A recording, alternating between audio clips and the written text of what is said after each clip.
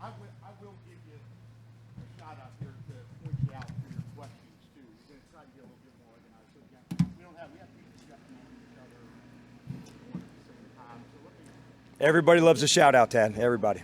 We'll point you out. All right.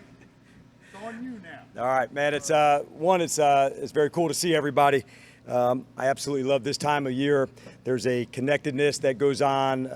We're together, the straining, the learning, new people to it. There was somebody who'd asked me earlier, what do you think about an encore? I said, encores happens after the show. It's a new tour, new show, new group, and we ride together. So there's some familiar faces, but obviously we added a lot too. So it's not rinse and repeat where we're starting right back. The standard should be different, but there's also, it is new and there's a freshness that comes with that, with a new season and ready to rock together. So glad to open it up and get the whole day going. And David Moore, Dallas Morning News. We talked to you a lot last year about the changes you made in your defensive scheme. Do you see that as kind of reinventing who you were, or was it just a logical evolution and progression with where the game is going? Yeah, I think it's, David, probably the second, because I thought some changes from a scheme standpoint that needed to be changed and addressed. And maybe the one way I would describe it is some things are good, but it's not, a scheme that would last forever or in every space. So that's really where it adjusted more to how the game is adjusting. And so think of it as a natural progression of things you have to do. And there'll be new concepts that come up, this year that we'll have to adjust to as well. And so the more space, the more wide open it feels like the game is going, flooding a zone, putting a lot of people to one side. You better be rock solid with some of your principles, how you can change some looks for an offense. So I think it's, I know it's a function of the scheme and just needed to adapt. Todd Archer from ESPN. Do you have this offseason, do you almost kind of try to anticipate what other teams are going to do against you after seeing you for a full season? Absolutely, Todd. And the reason being is not just for us, I'd say, but what are some of the trends that happened around the league? And as we all know, there can be some, the better a team plays, the more they're studied. So usually teams that are, participating in the Super Bowl, as you go into an off season, they're almost at the top of the list. Okay, let's see what they did on defense or on special teams or on offense. And it kind of trickles down, which makes sense. The team who had good success, was there some part of their package that they're doing where we may look at it on the other side to say, what are some trends that could be happening if you're watching that team? We may not even play that team, but it's worthwhile to say they're being studied. There could be a new concept that we need to go through. And so that, it kind of goes twofold. One, is there anything you'd like to add to your package? But two, we didn't see this, how would we play it? So it is a big part of it and how you want to study and adapt. And who's doing well, that's kind of where you start. Clarence Hill, Fort Worth Star-Telegram. Jerry Jones the other day intimated that he took care of you financially to get you to come back. Just talk about the value that they feel that you have to this organization and what that means. Clarence, I think the first rule of Fight Club is you never talk about Fight Club. I would say, unless my Jersey roots have changed, we don't talk about contracts. But honestly, I'm having a blast here. I really am. And I'm enjoying the whole process, of what we're doing. And I just want to provide value, to Mike first and to the defense. And so every once in a while you find where your feet are and you're in a good space and you feel it. And that's really how I felt here. And but I'm going to refer to Fight Club. Go ahead, I'll follow up.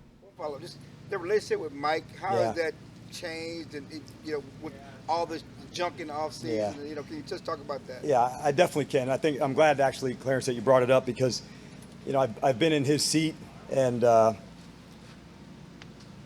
control what you can control. Even that can be hard, let alone the things you can't control. And so I know in that seat I had somebody that would help look around corners for me in Atlanta. That was a guy named Raheem Morris who, hey, Dan, think about this. And that is one of the nice parts for me that I get to look around some of those corners for Mike to point out some things. Hey, this might be coming down the road. Let's look at this. And so I just wanted, in no uncertain terms, make sure I'm looking around the corners. I ain't coming around the corner. And so I love my relationship with Mike. I enjoy working with him. And I respectfully know that outside the building, that's been a discussion, but it's never one inside. So respectfully, this will, kind of be our last question on that topic. I'm absolutely having a blast with him. It's part of the reason that I came to Dallas in the first place. But that's what I wanted to follow. I'm glad you brought that up. Yeah, Dan, Tim Kalishaw, Dallas Morning News. On takeaways, your last couple teams in Atlanta when you were head coach were pretty average in takeaways. You've come here, they've been great, including first last year. Have you rediscovered something? How do you view the whole secret to being near the top in takeaways? Well, good ball skills help. I can tell you that from the interception standpoint. You know, one of the things, and I know you guys see it going out to practice, but I was coming here and I've shared it with a lot of coaches to say, you know, the time and energy that Mike spends on ball skills, pre-practice, post, if you're going to get good at it, you better have a bunch of different ways to go catch it, high, low, you know, catching the flash of the ball, the tips. So I would say the emphasis has always been there for me, film work, going through it, but the application on the practice field, I think, has been stronger here. So one of the goals I'd have for our team this year is, can we force and recover more fumbles? And so that's been one of the points of emphasis as we're heading into this camp. It was that through the off season. So if we can add that part, you know, to the interception side of things, I think we'll be right back there where we want to, you know, in terms of an attitude for the ball. Marquise, Dallas Morning News. You talk about how opponents will adjust to you. How would you get Micah in the same fashion? How would they attack him? Right, that's a good question, because, you know, he does, you know, spend time in different rooms and different spots to go from, you know, D-line, linebacker some. I'm sure you probably heard he's working with the running backs with Skip Pete some. Wide receivers, kicking. So anyway, it is, you know, when you come into something and you're first new, they don't really know who you are. That it happens a lot at wide receiver, doesn't it? Where, okay, after a while, this guy needs a double team. This guy's so one of the kind of give you the good, bad when you have an excellent player and you line them up in one position, they can still make a huge impact. You see that with defensive ends all throughout time. Do they chip them? Do they find a way to go? What's unique about Mike, I believe, is the way we can align him in different spots where he's counted as a down guy and as an off the guy. And so I think that's important to say, where's the alignment and how we would deploy him from there, because certainly they value, you know, his rush ability and his speed, but we want to make sure we're not just putting him into one spot. And that's kind of part of the uniqueness of him, and we'll try to feature that as often as we can. John Shota, The Athletic. With Micah, how do you coach someone that has had so much success right away? Do you have to be anything different? Do you have to coach him differently than you did last year as a rookie? No, I think we have a very authentic relationship. When he first got here, I asked, you know, you going to give me permission to coach you hard?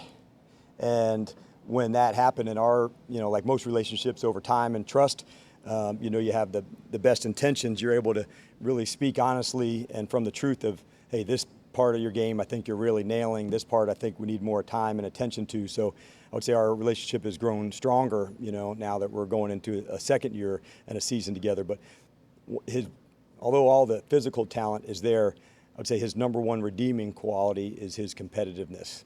He is a rare competitor. So if it's a race across the tennis court to get to the weight room, he'd want to win the race. So that part of his competitiveness does carry over into it. So he's not somebody that naturally would say, you know, look at me, how great I am. He is driven as a competitor. And so I think that's his superpower. I know he's got physical gifts that are hard to match from a speed standpoint, but it's the drive, I think, that allows those gifts to take place. So I'm not concerned from a humility standpoint. I always want to push him, and he does like to get pushed. I don't know if he likes to get pushed, but we push him. Dan Torrey, Epstein, USA Today. You mentioned finding each player's superpowers and finding what's unique. That said, when you think about what linebackers work well in your system and what you're looking for, what do you want from linebackers in today's scheme? Yep. I think, and you're probably going back to how we do the first part of the evaluation, I think the traits of speed and length, you know, from a physical stature, that's a big part of it, because we do play a good bit of man or like man defenses. So could this player guard a tight end, you know, who's got, you know, 6'4", 6'5", and speed to get long? And, you know, think of the guy who has to, you know, guard our backs out of the backfield. Sometimes that may be a different player based on a running back who's, you know, 5'10" and 200 who can really change direction compared to the 6'5" tight end. It may not be the same player. So you want to find people with that length who could do that and the speed to guard guys. And then at linebacker, tackling. You know, that's the name of the game. Can you play square and strong and tackle? And usually it's not I don't have to look at the production. You can put the tape on and say, he knows the ball's going to here. And that's an instinctual part of it. And at the combine, you see the speed and the length, but you can't measure the instincts. And that only really comes from watching the game and seeing how productive a guy can go make plays. So physically, speed and length, and then production and the tackling, because he's generally going to where he thinks the ball is. So probably those two things in short order. Christy Scales, Cowboys Radio. What are you seeing early from Marquise? And while it may not be fair to compare a rookie to a veteran, does he have some similar physical traits to J. Ron Curse? And you were talking earlier about matching up against tight ends. Yep. It's a great question. He's off to an excellent start. And then you guys have been around too. You feel somebody's hunger for it. You just do. And all these guys are driven and going, but there's also, just like there's levels of talent, there's levels that you feel someone going for it in the very biggest way. And I feel that with Marquise. We've given him more jobs to, see what can go. And it'll generally take us a month or two to put him into some spots to say, okay, that felt good. But quite honestly, out here, there's also some space to make some mistakes and find out what a player really can do. And I feel with Marquise or a guy like Sam, I'm gonna go in the lab a little bit to find out what they can do and try to feature them in those ways. And when I get there, in fact, I had that conversation with Mike. I said, come back to me in 3 weeks. I just need to go in the lab and put them into some spaces and spots and evaluate them and see where it goes. Because I recognize it's not all going to just, keep stacking good. But there are little spots that you see this from this player. It's speed, it's length. I think he's going to be an excellent hitter. We won't really know that until we get into the preseason game. But what I've seen so far is somebody that can handle multiple roles, and I do feel like he has the speed and length to play two spots in our defense, both on the back end at safety and down closer to the line of scrimmage as a linebacker. When he was coming out of Florida A&M, I was really pushing to get him drafted as a linebacker. And then when we selected a linebacker, I said, this guy would make a hell of a safety.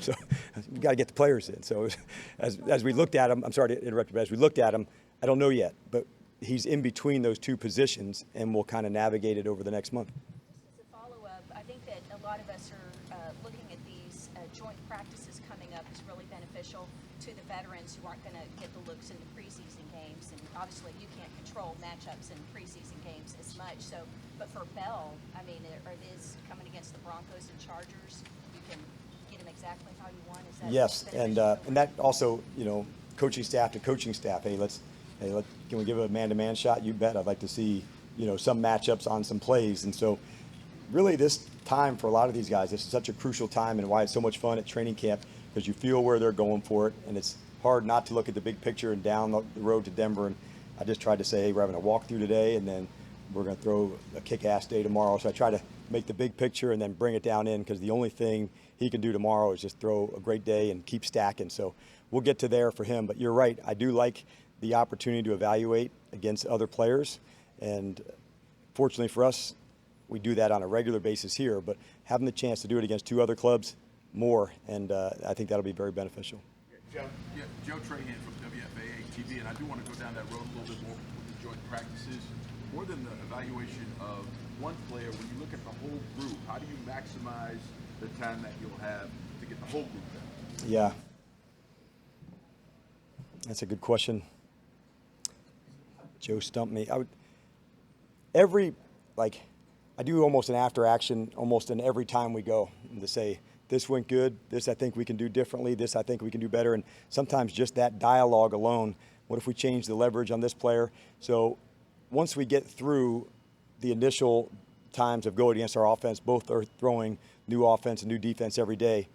But then you start to see okay, I know what this means. So going against a whole nother group where you better just trust your keys and you can't play a play, you haven't ever seen that formation or play, that to me will tell you how instinctive someone is, and you better trust your rules. So that's what I'd like to see from those days. No scouting report, not one look at what they would do. We won't put one piece of tape on before that practice. Let's go play ball. Bill Jones, CBS 11. What are you seeing out of Sam Williams? A lot from what I saw in college. I see speed and I see power, and so far we're right side, left side, inside, trying to find the right spot. We've mixed him in a number of different spots. At this point, he's answered those challenges, and I feel his speed. I feel, his get off. Those are things I kind of thought was there. Now, over these next 3 weeks, what's the package? How will we utilize him? But it'll somewhere start in the pass rush, vicinity first, and then break out from there, because that's, to me, the part that we want to add to his game the fastest. And then we can add more of the first and second down role as it goes. But I've been encouraged by what I've seen so far. He's around some good group of veterans who are bringing the energy, knowing how to go, and it's been fun to see their development. It really has. So he's one of, I talked about Bell, talked about some others that I've been excited on their development so far. But come back in 3 weeks and I'll have a better vision. I won't give away our scouting report, but I'll have a better understanding where it's at. All right, you guys have a good one.